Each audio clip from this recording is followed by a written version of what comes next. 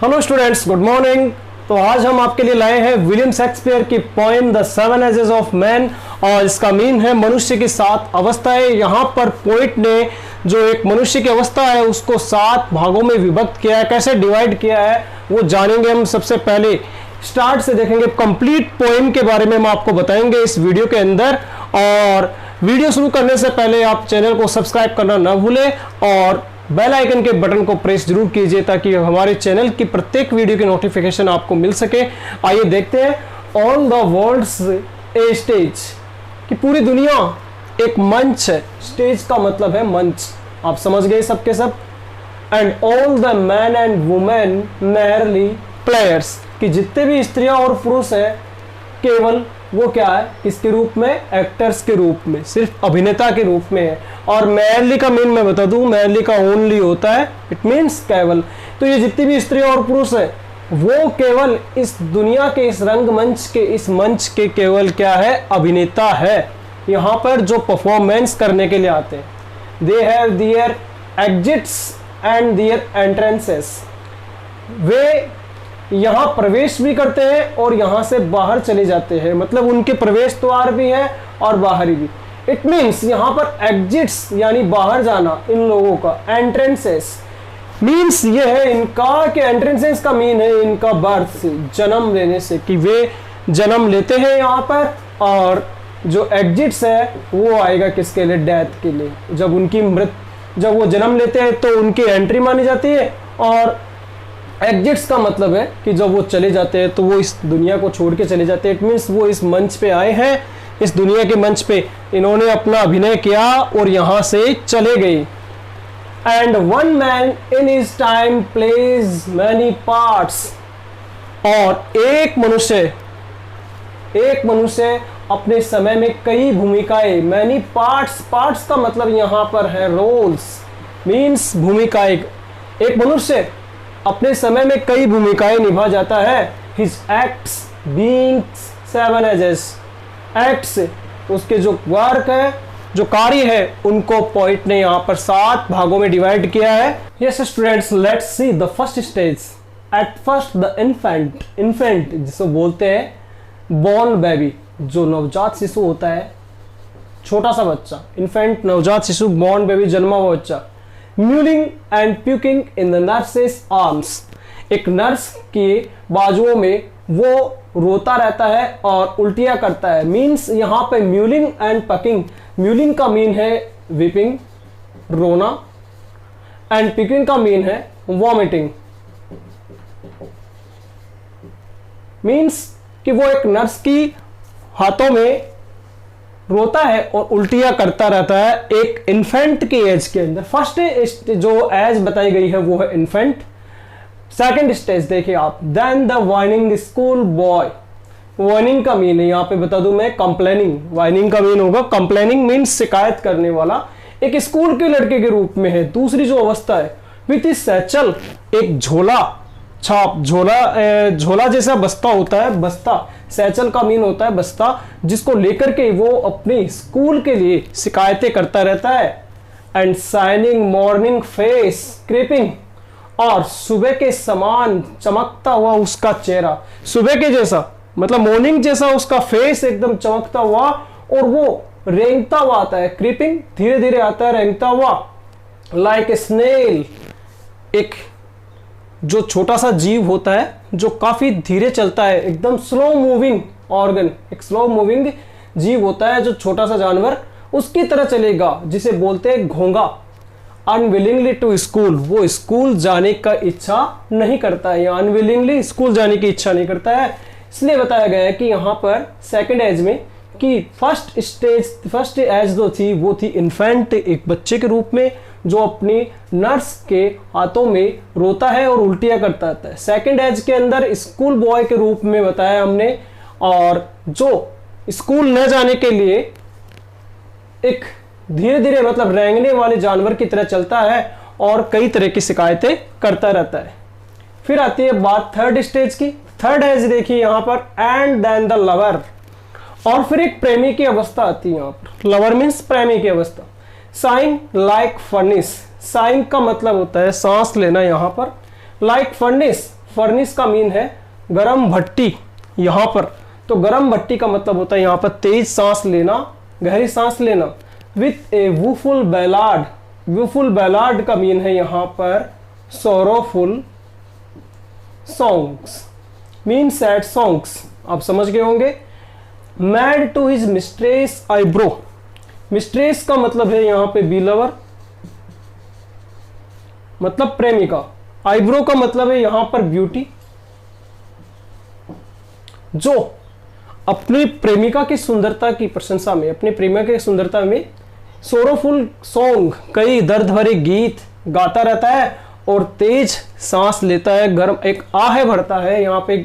और ये थर्ड जो एज थी अपनी वो हुई लवर के रूप में, ये अवस्था जो अपनी प्रेमिका की सुंदरता के लिए ये सोरोफुल दर्द भरे गीत गाता रहता है, ये थी थर्ड स्टेज। फर्स्ट एज तो बताई मैंने आपको इन्फेंट, सेकंड हुई स्कूल बॉय और थर्ड है अपनी द लवर।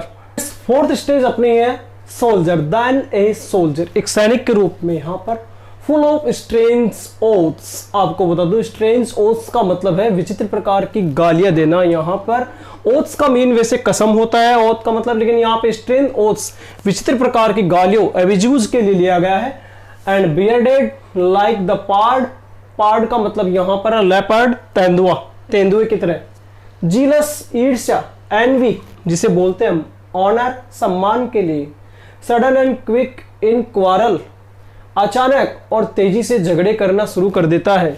सिकिंग, सिकिंग का मीन होता है यहाँ पर गेटिंग, आपको बता दूं मैं, गेटिंग यानी पाना या तलाश करना।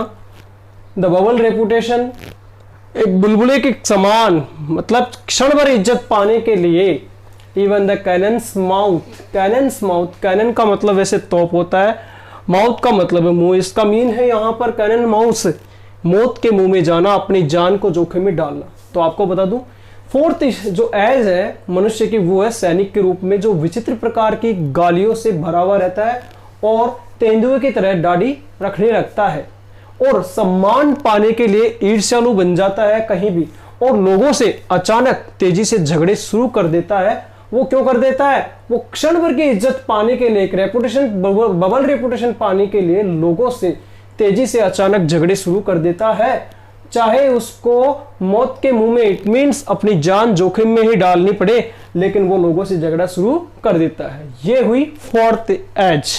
फर्स्ट एज इन्फेंट, सेकंड हुई आपकी स्कूल बॉय, थर्ड हुई लवर और फोर्थ हुई सोल्जर। ओके, बात करते हैं फिफ्थ स्टेज, फिफ्थ एज की। And then the justice, justice means न्यायाधीश, आप समझ गए होंगे। In fair round belly with good capon lined, good capon lined यहां पर इसका मीन है एक अच्छे मोटे ताजे मुर्गे का मांस, एक अच्छे मोटे ताजे मुर्गे का मांस। राउंड बेली मोटा पेट, एक अच्छा मोटा पेट कर लेता है एक अच्छे ताजे मोटे मुर्गे के मांस को खा करके। इट मीन्स यहां पर बात क्या आएगी कि लोगों से रिश्वत लेकर के ये अपना पेट भर लेता है। विथ आई सिविर, एक कठोर आंखों के साथ, सिविर का मतलब हो गई यहाँ पे हार्ड, अपनी कठोर आंखों के साथ। And beard of formal cut, और फॉर्मल कट का मतलब है मॉडर्न स्टाइल की जो दाढ़ी रखते उस तरह की दाढ़ी रखने लग जाता है, फॉर्मल कट। और उसकी आंखें काफी कठोर होती है इस एज में, जस्टिस वाली एज में। फुल ऑफ वाइज साज, कई बुद्धिमानी की कहावतें कहता रहता है। साज का मतलब होता है यहाँ पे कहावतें। And modern instances, it means आधुनिक जो उदाहरण है। इंस्टेंस का मतलब है यहाँ पर एग्जाम्पल्स, आधुनिक उदाहरण पेश करने लगता है, लोगों के सामने बड़ी बड़ी बातें करने लगता है और लोगों से रिश्वत लेकर के अपना पेट मोटा कर लेता है यहाँ पर, और एक आधुनिक शैली की तरह दाढ़ी बनाए रखता है एक न्यायाधीश की अवस्था में, और इसीलिए वो अपनी भूमिका को निभाता है। And so he plays is part, और इसलिए वो अपनी भूमिका को निभाता है। फिर से आपको बता दिया जाता है कि यहाँ पर फर्स्ट एज आपने पढ़ी यहाँ पे इन्फेंट के रूप में, सेकंड आपने स्कूल बॉय, थर्ड थी लवर और फोर्थ थी आपकी सोल्जर के रूप में, और फिफ्थ देखिए आपने कौन सी, जस्टिस के रूप में। और अब नंबर 6 है the six age shifts. Shifts का मतलब होता है चेंज होना, बदलना। Into lean and slippered pantaloon. Pantaloon means होता है मोकर। मोकर का मतलब होता है जोकर। जो जोकर होता है विदूषक या भांड, एक विदूषक या भांड कहते हैं इसको। स्लीपर्ड का मतलब है यहाँ पर स्लीपर पहने हुए, मीन्स चप्पल पहने हुए। लीन का मतलब होता है दुबला पतला। यहाँ पर क्या हुआ, दुबला पतला। विथ स्पेक्टेकल्स ऑन नोज, नाक के ऊपर चश्मा, एंड पाउच ऑन साइड, और एक साइड में कोई थैली, लटकी हुई थैली। हिज यूथफुल होज, होज का मीन यहाँ पर बता दूं मैं स्टूडेंट, सॉक्स। सॉक्स मीन्स जुराब। वेल सेव्ड, अच्छे से संभाले हुए थे। ए वर्ल्ड टू वाइड, ये दुनिया भी बहुत बड़ी हुई। किस चीज के लिए, अभी बताते हैं आपको। फॉर इज श्रंक सैंक, उसकी सिकुड़ी हुई टांग के लिए। श्रंक का मतलब है सिकुड़ी हुई, और सैंक का मतलब है यहां पर लेग, टांग। And is big manly voice, और उसकी बड़ी मनुष्य जैसी आवाज।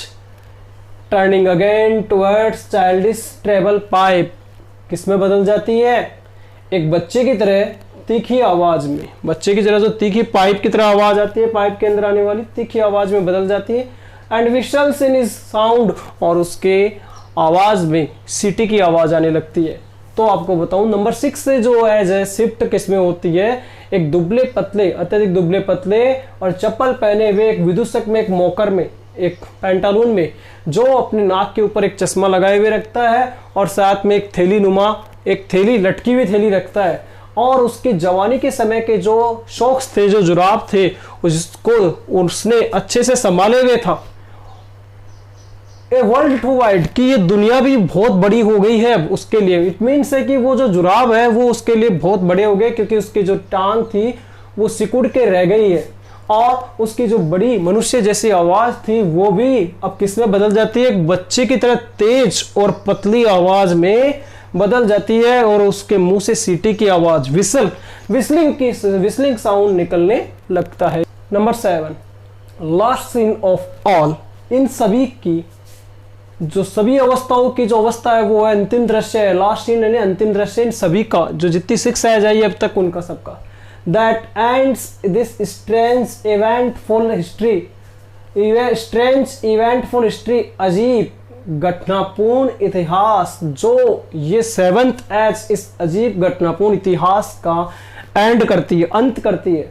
इज सेकेंड चाइल्डिशनेस, इस अवस्था को दूसरा बचपन भी कहा गया है। यहाँ पर ये क्वेश्चन भी बनता है कि दूसरा बचपन कौन से अवस्था को कहा गया है, तो वो आएगी नंबर 7 एज, इसको दूसरा बचपन भी कहा गया है। एंड मैर ऑब्लिवियन, ऑब्लिवियन का मीन होता है स्टूडेंट्स लॉस ऑफ मेमोरीज, स्मृतियों को खो देना, मतलब यादों को, विस्मृति हो जाना, मतलब हर चीजों को भूल जाना। यहाँ पर क्या होता है, इस एज के अंदर ये प्रत्येक चीजों को भूलने लगता है। और उसके बाद सेंस टीथ, मतलब इसे किसी भी, ये इसके दांत जो है वो गिरने लग जाते हैं बिना दांतों के। सेंस का मीन हो गया यहाँ पे विदाउट, बिना दांतों के दांत गिरने लग जाते हैं। सेंस आइज मीन्स यहाँ पर इसकी आंखों की जो रोशनी है, चमक है, वो भी कमजोर पड़ जाती है। सेंस टेस्ट, किसी भी चीज का स्वाद नहीं ले पाता है। सेंस एवरीथिंग, और प्रत्येक चीज के बिना होता है, किसी भी चीज को ये नहीं समझ पाता यहाँ पर। और इस एज में जो बताया गया है दूसरा बचपन, आपको बता दूं सबसे मेन इंपॉर्टेंट बात यहाँ पर जो है वो है लॉस ऑफ मेमोरीज, और प्रत्येक चीज के बिना ये अधूरा हो जाता है। और आपको बताऊं एक बच्चे की तरह हरकतें करने लगता है। जो फर्स्ट एज हमने बताई आप लोगों को वो थी इन्फेंट के बारे में, जो एक नर्स के हाथों में उल्टियाँ करता है, रोता है। और सेकंड हमने बताई स्कूल बॉय के रूप में, जो शिकायत करने वाला लड़का था उसके रूप में। थर्ड आपको बताई है हमने लवर के रूप में, जो अपनी प्रेमिका की याद में क्या करता है, दर्द भरे गीत गाता रहता है और गर्म सांस लेता है, मतलब तेज सांस लेता है। उसके बाद फोर्थ स्टेज आई अपने सोल्जर की, जो विचित्र प्रकार की गालियों से भरा हुआ रहता है। और फिफ्थ आई थी जस्टिस, न्यायाधीश की, जो न्यायाधीश लोगों से रिश्वत लेकर के कैसे अपने पेट को मोटा कर लेता है।